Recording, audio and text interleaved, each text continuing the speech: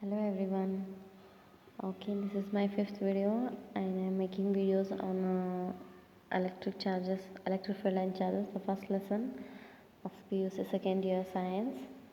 And we have discussed many topics like electric charge and Coulomb force, and we have seen electric dipole. In the last we have seen electric dipole and the dipole moment and the dipole in a uniform electric field. All we have seen in the last video. So okay, without wasting time, let's go to the today's topic, that is continuous charge distribution. There are three types of continuous charge distribution. Before going to that, what do you mean by what do you mean by continuous charge distribution? Charge distribution is nothing but a charge, only a charge q that is distributed along a conductor.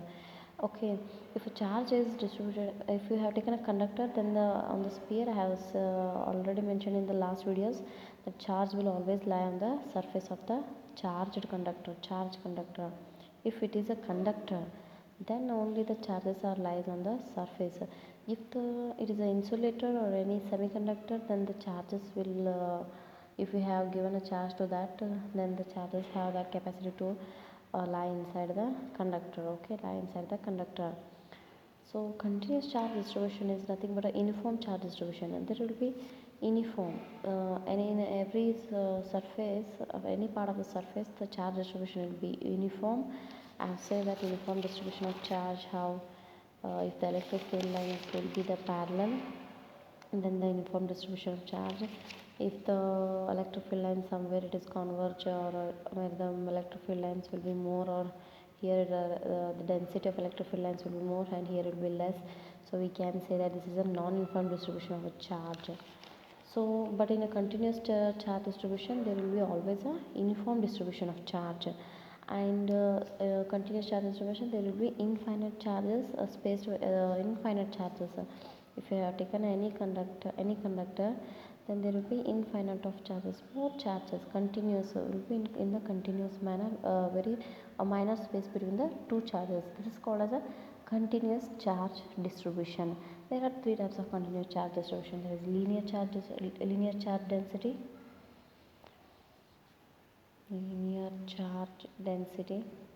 which is abbreviated the sign that is lambda, given by lambda, and the second one is the surface charge density. I'll define this one by one. Let me first uh, mention these types, that is surface charge density, that is given by with an surface charge density which is given by sigma. And the last one comes the volume charge density, which is given by rho. These are the three surface continuous charge distribution. And let me move for the first charge distribution, that is a linear charge distribution.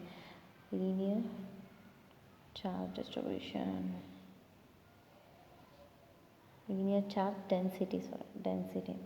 Linear charge density, which is defined as a charge per linear charge distribution.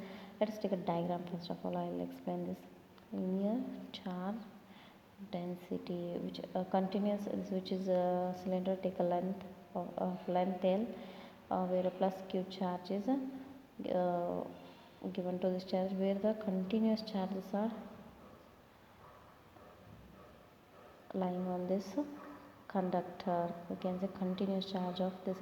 We have to find a linear charge density. Where a length has given, if length has given, then we have to go to the linear charge density. If the area is given, we have to go to the surface. In the name, area is related to the surface and length is related to the linear. And the volume, if a volume is given, directly go to the volume charge density. If there is here only the length is given, the charge distributed per length, how many charges are distributed, like a 2 coulomb charge or 3 coulomb per how much length they are distributed. If the length is given, then you have to go to the linear charge density. So linear charge density is defined as a charge, how much charge is distributed per unit length of that charged body. This is a charged body, per unit length of this charged body, where the charges are uniformly distributed. So we can give that lambda linear charge density is equal to charge per unit length, charge per unit length of the charge body q by L. So we can also write a charge is equal to lambda into L. This is the linear charge density. You may get 1 marks question in any one of these three definition of 1 marks, that is linear or surface or volume. This is the linear charge density. So linear charge SI unit is q is given. You know how to write SI unit. Q is a charge which has a unit coulomb and length that has a meter. So this is equal to coulomb per meter. This is the SI unit of the linear charge density. So if the linear charge is not non-uniform means non-uniformly distributed. So some if electric field lines will be not uniformly distributed over the conductor. So if it is a non-uniform, then the formula will be non-uniform conductor. Then the linear charge density is equal to the charges that is different dq by dl. There will be change in the charges distributed, and also there will be the change in the length also. There will be changing the length. The length will be not definite, and not will be the charge also. Neither the charge and neither the length will not be same at all the time. So we can take a small amount of charges uniformly distributed. So we have to take a dq. Dq means a small amount of charge. If it is a non-uniform, then you have to take any small part of that conductor or anything. So where the charge distributed is dq and that length is dl, small length. So we can have to write a non-uniform dq by dl. So if they have asked to find out for your linear charge density, then you have to go to the integration and you can find out the linear charge density. Next we'll move to the surface charge density.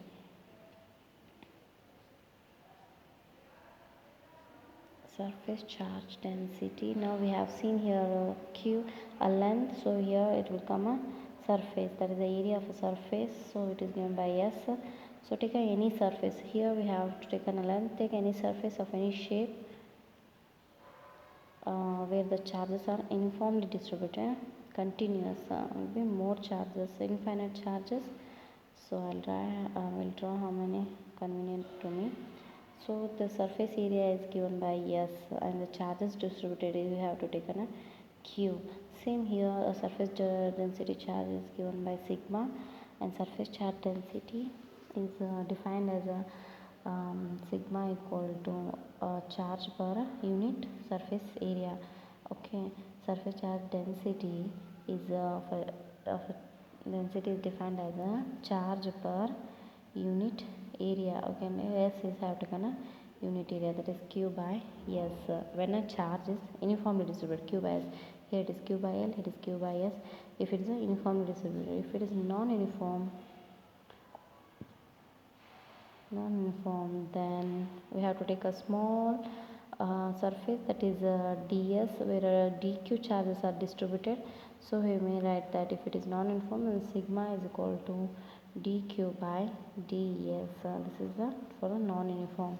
So SI unit of surface charge is q is a coulomb, SI unit, and the surface area is measured in a meter square, the side square, meter square. So I can take a meter square, it will come up and per meter square. This is SI unit of surface charge density. And we also said that for non-uniform, a small amount of charge uniformly distributed over the small surface of area ds. This is for non-uniform. Next we'll go to the volume charge density.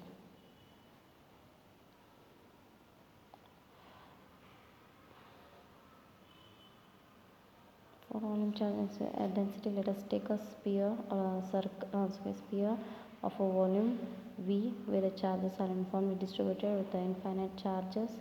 Let's take a charge distribution is Q. So volume density is given by rho. So rho is equal to a charge is volume charge density, that is defined as rho equal to charge per unit volume. So we are defining volume charge density, so we have charge per unit volume. So where the Q is the amount of charge uniformly distributed over the volume V. So we can say Q by V. So and if it is a non-uniform, then small volume you have to take. Small volume, that is for charges, small charge dq by dv, and rho is for a non. This is for a non-uniform distribution. This is for uniform distribution. This is for non-uniform distribution. So SI unit comes here. Q by V charge is coulomb, and meter cube. Meter cube is a SI unit of a volume. So per meter, sorry, coulomb per meter cube. This is the SI unit of surface charge density. These three are the, if you will get any one of the question in 1 mark. Remember one definition, and definitely you will remember all the three types of continuous charge distribution. And I will discuss some note section where these points are very useful for the CET, and CET questions may arise from this section, that is note section. Where a spherical conductor charges are uniformly distributed. Take any spherical conductor where the charges are uniformly distributed over the surface. Hence the surface density of charge is same at every point on it. The surface density sigma, you know that sigma is surface charge density, lambda is the linear charge density, and rho is the volume charge density. You know that the charges always lie on the surface of the spherical conductor, where if the charges are uniformly distributed over the surface, hence the uniformly means all at every point the charge will be same. So we can say that sigma will also be sigma, you know that q by s will be same. So if q is uniformly distributed, so we can say that surface charge density is same at every point on the charged spherical conductor. If surface density of a charge at a point on a sphere, that is, you know that q by s, sigma is equal to q by s. Q is the surface, the charge is distributed over the charge sphere, and you know that the surface area, you know that surface area of the surface is, that is a 4 pi r square, where r is the radius of this sphere. So easily you can say the surface charge density is q by 4 pi r square, where surface charge density is related to the radius of the sphere by this formula. So you can they can ask a question, surface giving a radius of a sphere, and ask the surface charge density to you. If n identical charges in any drops, 2 drops or n identical drops, each of radius r, this is one point. If n identical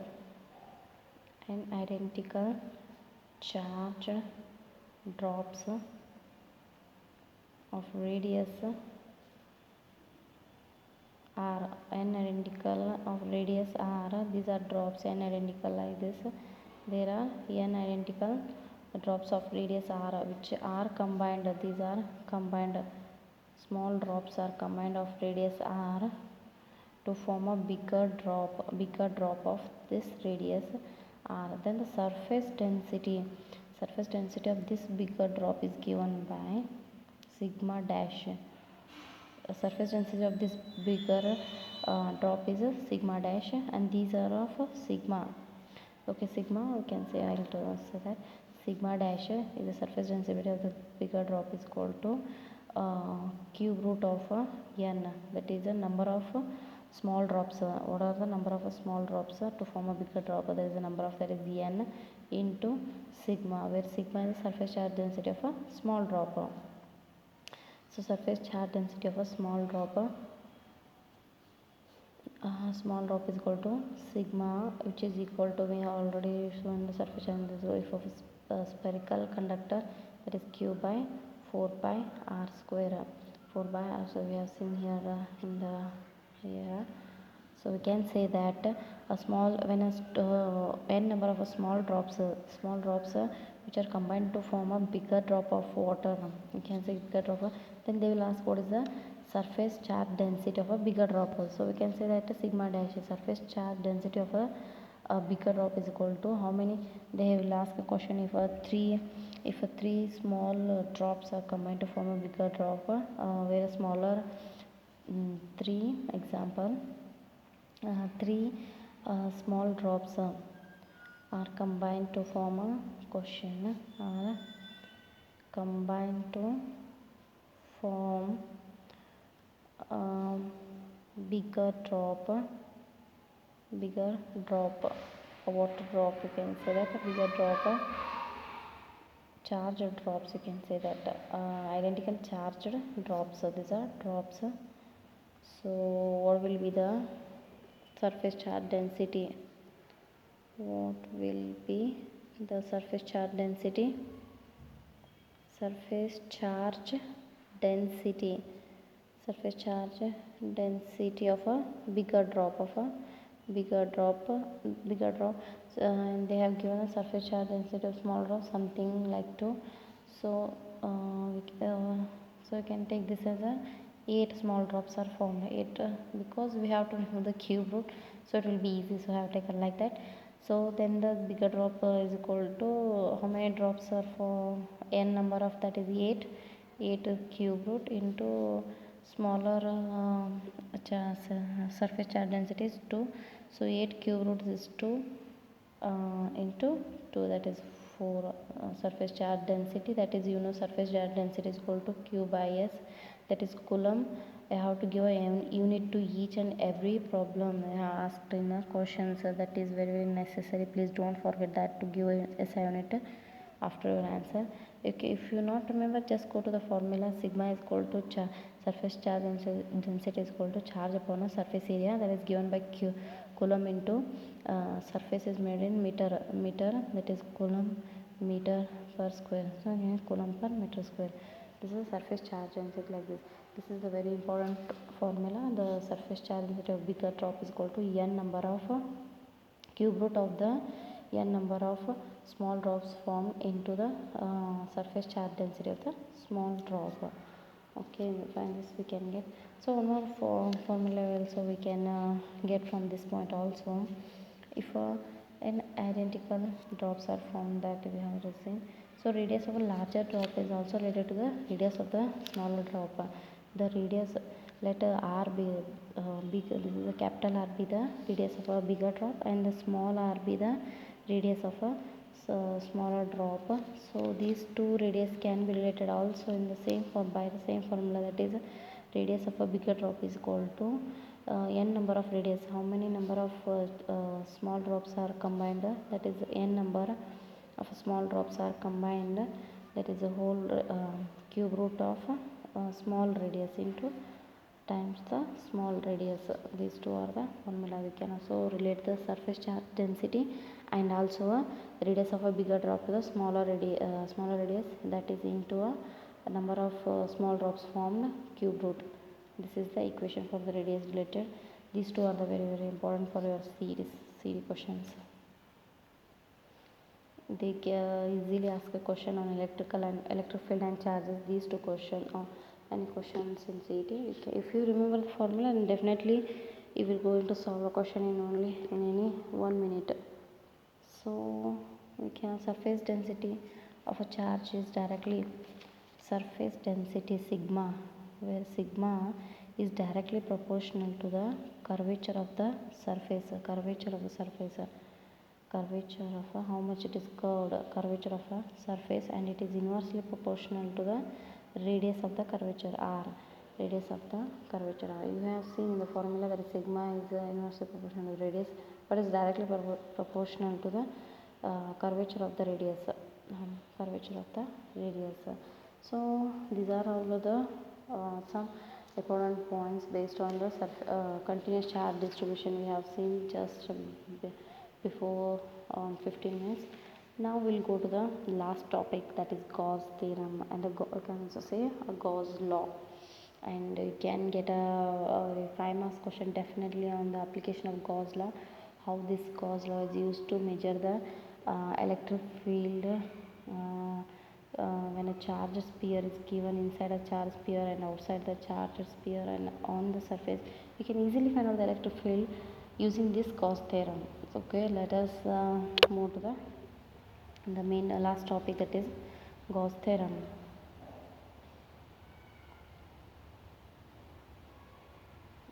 Gauss theorem. Gauss theorem means we have to. Gauss theorem is nothing but it gives about the electric flux. How electric flux can be defined as a, if you take any closed surface, where imaginary surface, it is a closed surface, and the flux, electric flux through this closed surface. We have know that before. Electric flux means the number of electric lines passing through this surface, number of electric field lines passing through the given surface, that is E into delta S, where delta S is the given surface electric field lines passing through this surface.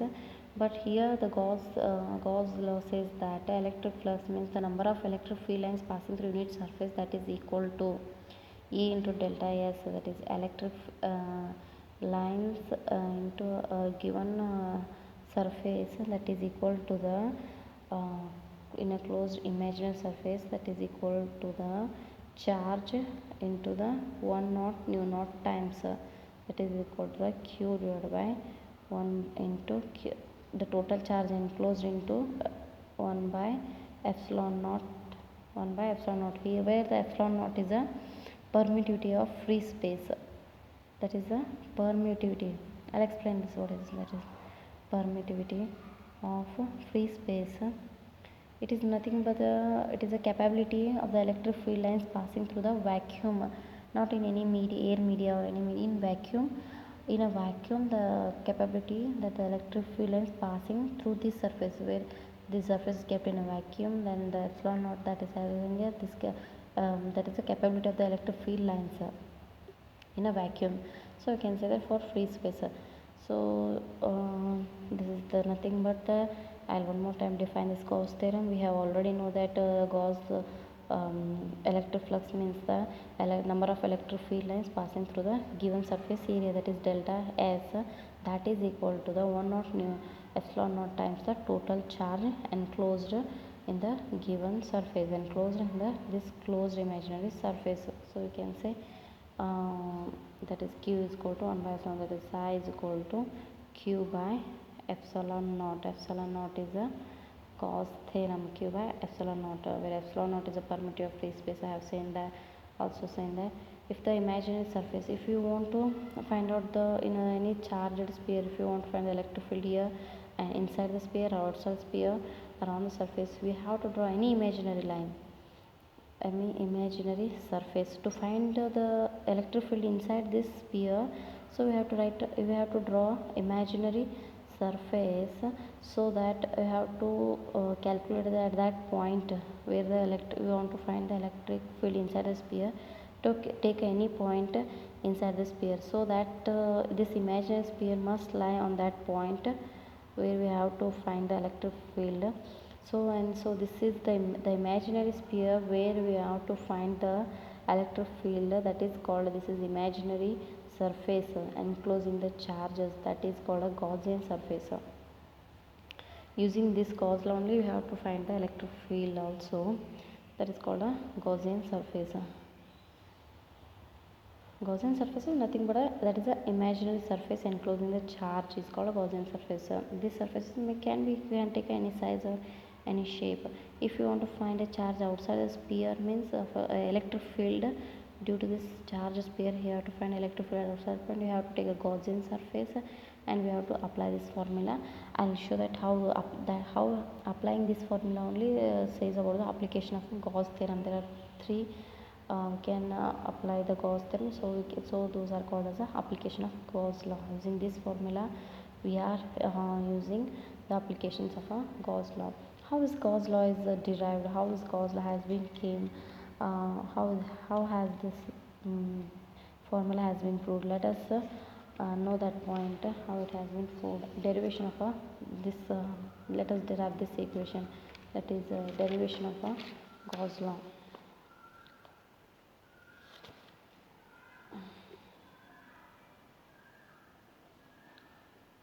Derivation of Gauss theorem. Consider a charge that is placed at the center of the spherical sphere. Okay, this is a spherical surface. This is a spherical surface where it has a charge q at a center O plus q charge.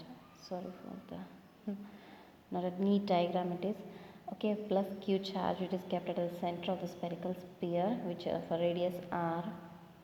This is the radius r, which is of a radius r.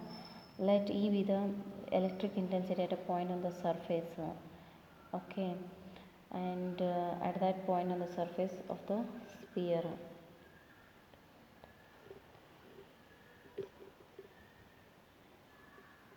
Here take electric field which is always normal to the, I have seen that if you have taken any conductor, then electric field lines, if you have passed electric field lines to that conductor, then there will be normal or normal, or I can say that electric field lines or electric impedance will be always perpendicular at that point.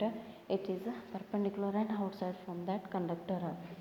And let delta, I'll take any small area that on the surface we have taken.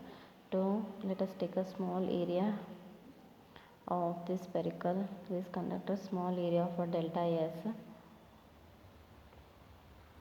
We have to calculate this is charge is q and radius r. We have to calculate the, now how this electric flux, how it is the measure of flux. We have know that flux through the any surface, that is delta S, delta psi is given by the electric field lines passing through this surface into the area of this surface,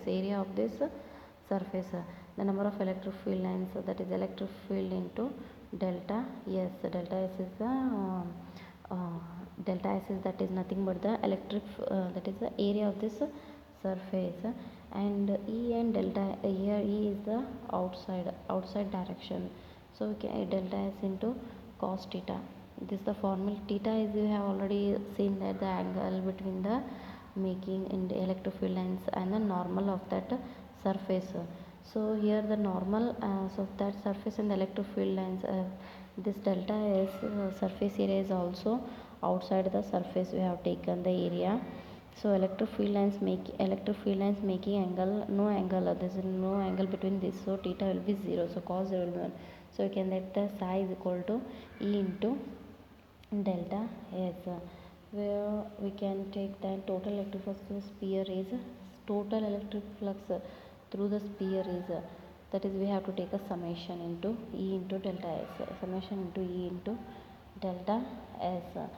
So E is same all over the sphere, that is electric field is the same all over the sphere.